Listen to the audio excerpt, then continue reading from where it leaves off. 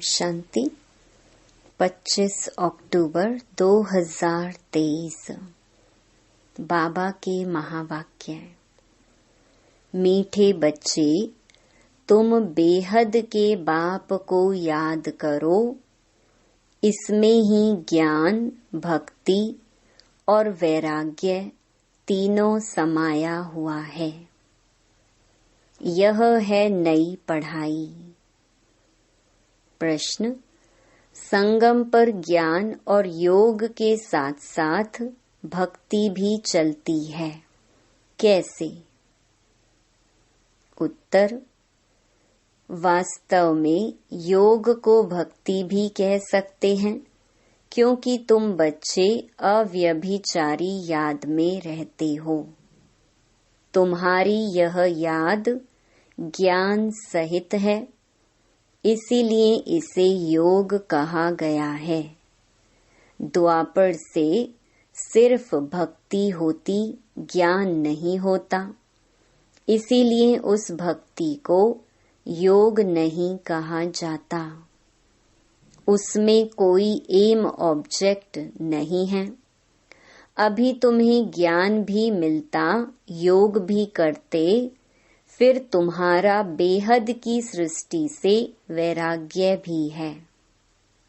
गीत: किसी ने अपना बना के मुझको। ओम शांति। बेहद का बाप समझाते हैं, शास्त्रों की पढ़ाई वह कोई पढ़ाई नहीं है, क्योंकि शास्त्रों की पढ़ाई में कोई एम ऑब्जेक्ट नहीं है। शास्त्रों से कोई दुनिया का पता नहीं पड़ता है। अमेरिका कहाँ है, किसने ढूंढी, ये बातें शास्त्रों में नहीं हैं। कहते हैं फलाने ने ढूंढी। दूसरे इलाके ढूंढते हैं अपने रहने लिए। देखा मनुष्य बहुत हो गए हैं, रहने लिए जमीन तो चाहिए ना। अब ये सब बातें पढ़ाई की हैं, इसको एजुकेशन कहा जाता है। तुम्हारा भी यह एजुकेशन है। इसको आश्रम कहें अथवा इंस्टीट्यूशन कहें व यूनिवर्सिटी कहें, इसमें सब आ जाता है। उस पढ़ाई के नक्शे आदि और हैं। शास्त्रों से रोशनी नहीं मिलती, पढ़ाई से रोशनी मिलती है। तुम्हारी भी पढ़ाई है। वैकुंठ किसको कहा जाता है? यह ना उस पढ़ाई में है, ना शास्त्रों की पढ़ाई में है। यह नॉलेज ही नई है, जो एक बाप ही बतलाते हैं। मनुष्य तो कह देते स्वर्ग नरक सब यहाँ ही हैं। बाप ही समझाते हैं स्वर्ग नरक किसको कहा जाता है। यह बातें ना शास्त्रों में हैं, ना उस एजुकेशन में हैं। तो नई बातें होने कारण मनुष्य मूंझते हैं। कहते हैं ऐसा ज्ञान तो कभी सुना नहीं। यह तो नई वंडरफुल बातें हैं, जो कभी कोई ने नहीं सुनाई हैं भी बरोबर नई बातें। ना उस एजुकेशन वाले सुना सकते, ना सन्यासी आदि सुना सकते। इसलिए परम पिता परमात्मा को ही ज्ञान का सागर कहा जाता है। बेहद की हिस्ट्री, ज्योग्राफी भी समझाते हैं। ज्ञान से स्वर्ग और नरक का विस्तार भी सुनाते हैं। यह नई बातें हैं ना। इस पढ़ाई में सब कुछ है। ज्ञान भी है, योग भी है, पढ़ाई भी है, भक्ति भी है। योग को भक्ति भी कह सकते हैं, क्योंकि एक के साथ योग लगाना, उनको याद करना होता है। वह भक्त लोग भी याद करते हैं, पूजा करते हैं, गाते हैं। वह भक्ति करना कोई योग नहीं कहेंगे। समझो जैसे मीरा थी, श्री कृष्ण के साथ योग लगाती थी, उनको याद करती थी, परंतु उसको भक्ति कहा जाता। उनकी बुद्धि में कोई एम ऑब्जेक्ट नहीं है। इसको ज्ञान भी कहते, भक्ति भी कहते। योग लगाते हैं, एक को याद करते हैं। सतयुग में न भक्ति होती न ज्ञान। संगम पर ज्ञान और भक्ति दोनों ही हैं, और द्वापर से लेकर सिर्फ भक्ति चलती आई है। किसको याद करना उसको भक्ति कहते। यहाँ यह ज्ञान भी है, योग भी है, भक्ति भी है। समझ सकते हैं, वह सिर्फ भक्त हैं, तत्व से योग लगाते हैं, परंतु उनका है अनेकों से योग, इसलिए उनको भक्त कहते। तुम्हारा यह है अव्यभिचारी योग। यह ज्ञान सागर खुद बैठ पढ़ाते हैं, उनसे योग लगाना होता है। वह तो आत्मा को ही नहीं जानते, हम तो जानते हैं। परम पिता परमात्मा बाप के साथ बुद्धि योग लगाने से हम बाप के पास चले जाएंगे। वह हनुमान को याद करते हैं तो उनका साक्षात्कार हो जाता, उनको व्यभिचारी कहा जाता। यह है अव्यभिचारी योग। सिर्फ एक बाप को याद करना है तो इसमें ज्ञान, भक्ति, वैराग्य सब इकट्ठे हैं, और वह उन्हों का सब अलग अलग है। भक्ति अलग, ज्ञान भी सिर्फ शास्त्रों का है, वैराग्य भी हद का है। यहाँ बेहद की बात है। हम बेहद के बाप को जानते हैं, इसलिए उनको याद करते हैं। वह भल शिव को याद करते, परंतु विकर्म विनाश नहीं होंगे, क्योंकि वह ऑक्यूपेशन को नहीं जानते। विकर्म विनाश होने का ज्ञान ही नहीं। यहाँ तो बाप की याद से विकर्म विनाश होते हैं। वहाँ काशी कलवट खाते हैं तो उनके विकर्म विनाश होते हैं, भोगना भोगनी पड़ती है। परंतु ऐसे नहीं कि तुम्हारे मुहाफिक आहिस्ते आहिस्ते कर्मातीत बनते हैं। नहीं, उनके विकर्म सजाएं खाते खाते खत्म होते हैं, माफ नहीं हो जाते हैं। तो यह पढ़ाई भी है, ज्ञान भी है, योग भी है, इसमें सब है। सिखलाने वाला एक ही बाप है। इनको आश्रम अथवा इंस्टीट्यूशन कहा जाता है। लिखा हुआ बड़ा अच्छा है। आगे ओम मंडली नाम रॉन्ग था, अभी समझ आई है। यह नाम बिल्कुल अच्छा है। कोई को भी समझा सकते हो कि ब्रह्मा कुमार तो तुम भी हो। बाप है सबका रचयिता, उनको पहले पहले सूक्ष्म वतन रचना है। ब्रह्मा, विष्णु, शंकर हैं सूक्ष्म वतन वासी। नई सृष्टि रचते हैं तो जरूर प्रजापिता ब्रह्मा चाहिए। सूक्ष्म वतन वाला तो यहाँ आ न सके, वह है संपूर्ण अव्यक्त। यहाँ तो साकार ब्रह्मा चाहिए ना, वह कहाँ से आए? मनुष्य इन बातों को समझ ना सके। चित्र तो है ना, ब्रह्मा से ब्राह्मण पैदा हुए, परंतु ब्रह्मा आए कहाँ से? फिर एडॉप्शन होती है। जैसे कोई राजा को बच्चा नहीं होता है तो एडॉप्ट करते हैं, बाप भी इनको एडॉप्ट करते हैं, फिर नाम बदलकर रखते हैं प्रजापिता ब्रह्मा। वह ऊपर वाला तो नीचे आ न सके, नीचे वाले को ऊपर जाना है। वह है अव्यक्त, यह है व्यक्त। तो इस रहस्य को भी अच्छी रीति समझना है, क्योंकि सबका प्रश्न उठता है। कहते हैं दादा को कभी ब्रह्मा, कभी भगवान, कभी श्री कृष्ण कहते हैं। अब इनको भगवान तो कहा नहीं जाता, बाकी ब्रह्मा और श्री कृष्ण को तो कह सकते हैं, क्योंकि श्री कृष्ण सुंदर से श्याम बनता है। तो जब रात है तब कहेंगे ब्रह्मा, जब दिन है तब कहेंगे श्री कृष्ण। श्री कृष्ण की आत्मा का अभी यह अंतिम जन्म है और यह श्री कृष्ण है आदि का जन्म। यह क्लियर कर लिखना पड़ी। 84 जन्म राधे कृष्ण के व लक्ष्मी नारायण के बताने पड़े।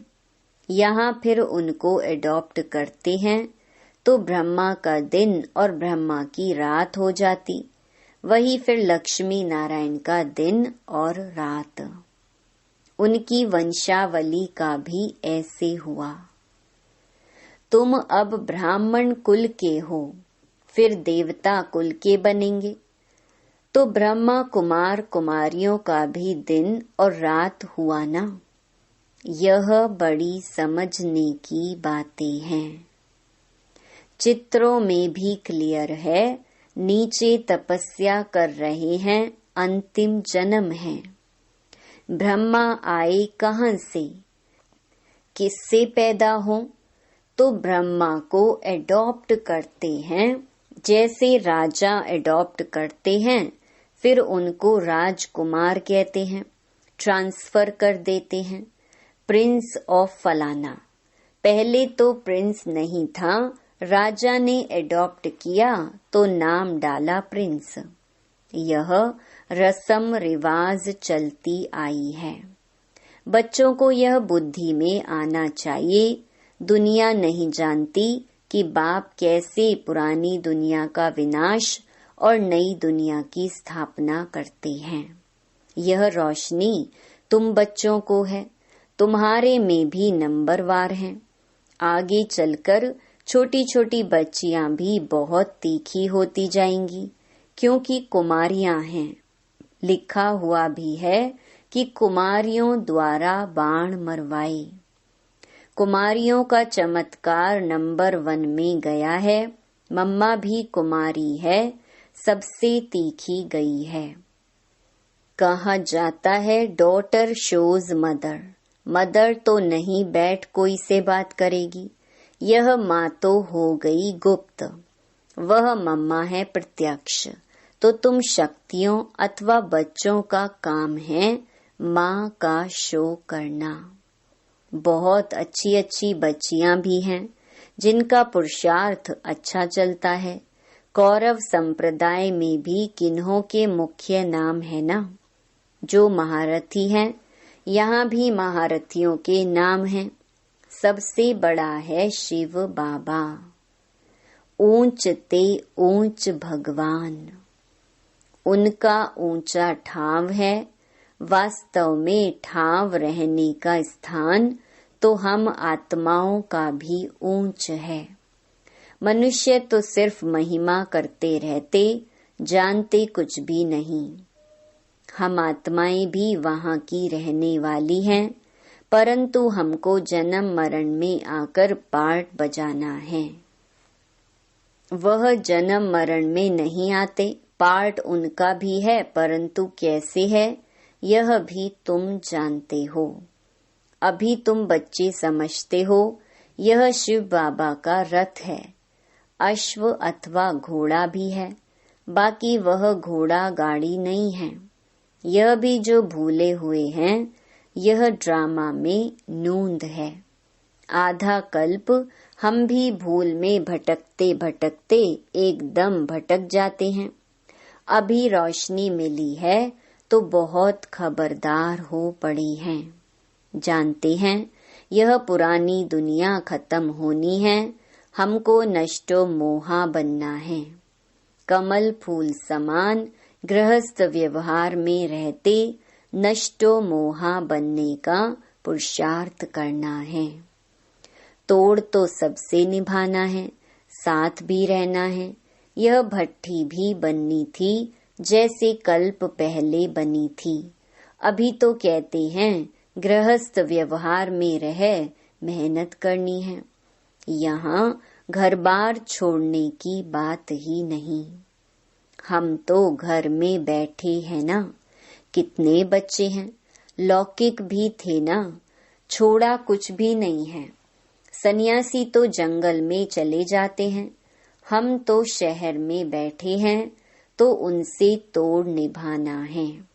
बाप की रचना है, बाप कमाकर बच्चे को वर्षा देते हैं। पहले तो वर्षा देते हैं काम विकार का, फिर उनसे छुड़वाकर निर्विकारी बनाना बाप का ही काम है। ऐसे भी होते हैं, कहाँ बच्चे माँ बाप को ज्ञान देते हैं, कहाँ बाप बच्चों को ज्ञान देते हैं। यह है ही राजयोग, वह है हठ योग। आत्मा को नॉलेज मिलती है परमात्मा से।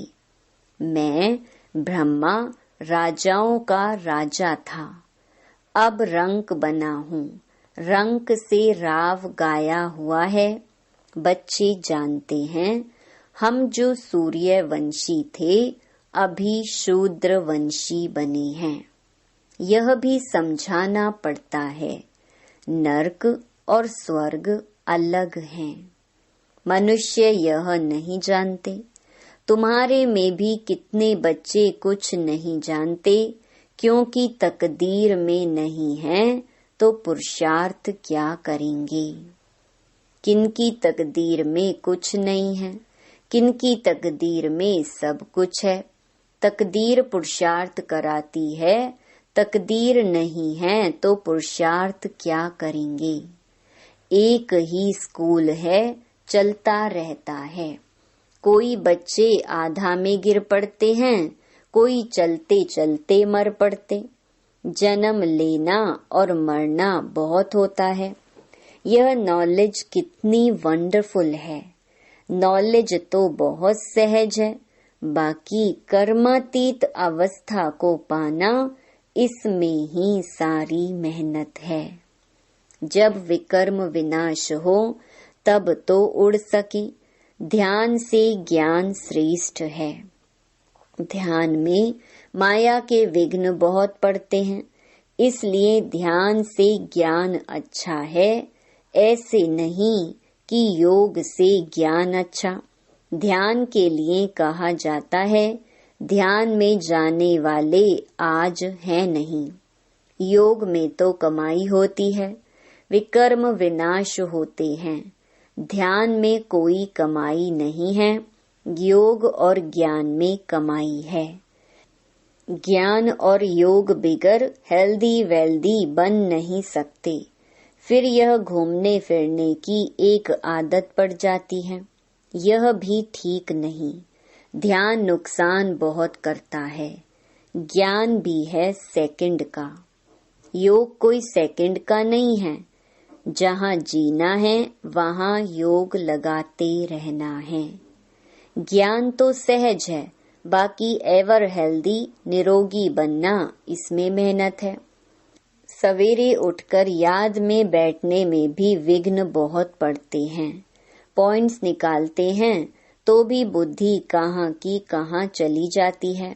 सबसे जास्ती तूफान तो पहले नंबर वाले को आएंगे ना। शिव बाबा को तो नहीं आ सकते। बाबा हमेशा समझाते रहते हैं, तूफान तो बहुत आएंगे। जितना याद में रहने की कोशिश करेंगे उतना तूफान बहुत आएंगे। उनसे डरना नहीं है, याद में रहना है, स्थिर होना है। तूफान कोई हिला न सके, यह अंत की अवस्था है। यह है रूहानी रेस। शिव बाबा को याद करते रहो, यह भी समझने की और धारण करने की बातें हैं। धन दान नहीं करेंगे तो धारणा नहीं होगी। पुरुषार्थ करना चाहिए। 2 बाप की पॉइंट किसको समझाना बहुत इजी है। यह भी तुम ही जानते हो। बाप 21 जन्मों का वर्षा देते हैं।